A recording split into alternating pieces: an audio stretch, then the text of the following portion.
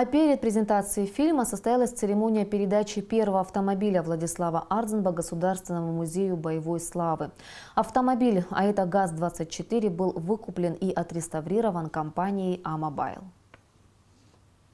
На день рождения принято дарить подарки. Для нас было очень важно подарить такой подарок, который имел бы ценность для всего народа Абхазии.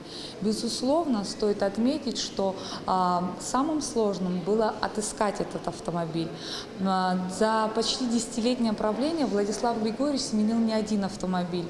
И без ложной скромности скажем, что был задействован весь наш ресурс для того, чтобы найти именно первую машину первого президента.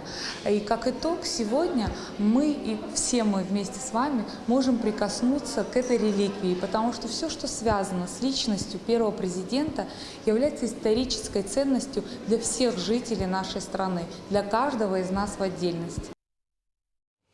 Учащиеся